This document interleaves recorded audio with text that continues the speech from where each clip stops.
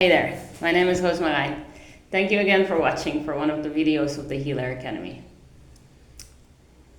So today's video is about spiritual bypassing. And spiritual bypassing is an interesting one. Because when you're going through the different stages of the awakening process, spiritual bypassing often comes right at the end. So in this video, we're going to talk about what spiritual bypassing is, how you can recognize it, and also how you can deal with it. Since you're watching this video, you probably have some symptoms of spiritual bypassing. So let's start with the symptoms. One of the symptoms is, for example, kind of having a judgment about spirituality, not seeing so much value or light in it anymore. Another one is pretending or kind of feeling but not fully feeling that everything is alright in your life, while the practicality of your life doesn't show this. Another one is judging other people that are in another part of a spiritual journey, that are in another part of their process. Another one is placing yourself above the other person, which is kind of similar to the one that I just explained. So these are some symptoms of spiritual bypassing. But what is spiritual bypassing? It is the feeling basically that there is only light, which in essence is true. But in reality, it comes down to the fact that we move with ups and downs. And if we are not really seeing the downs for what they are and pretending that we are in an up while we're in the down, then we are spiritually bypassing. Then we're actually using spirituality as an excuse to not look at what's going on in our lives.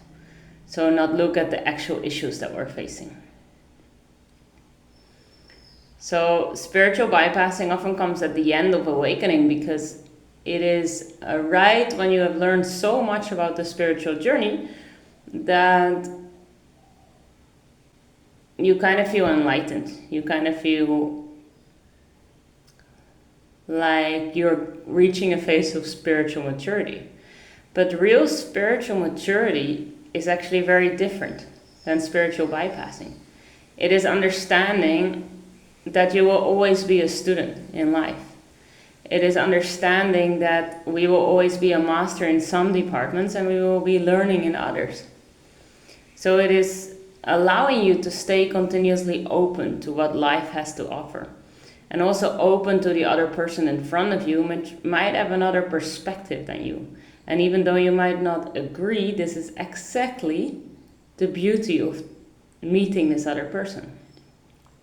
So if you engage in spiritual bypassing, you lose this. You become close-minded. You think that you are the knower of all and you can just influence everything. And I went down that path for quite some time, let's say 1.5 years or something. And what I noticed is that I really lost my love for life. I didn't believe so much in the magic and the surprise of life, because I was influencing a lot of my life. And that was a beautiful, beautiful process. But in the end, it made me feel very lonely. It made me feel not part of life. Whereas when I realized it was spiritual bypassing and I was able to see what I was doing, I became a part of life again. I became again open-minded to the people that I was meeting on my path. I became grateful for meeting them. I kept the approach of a student, continuously wanting to learn and wanting to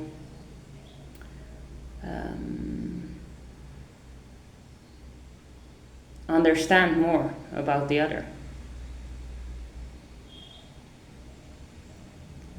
So I hope through this video you have a bit of an understanding of what spiritual bypassing is. And you also see that spiritual bypassing, even though it's a part of the process for most people, it comes with some risks.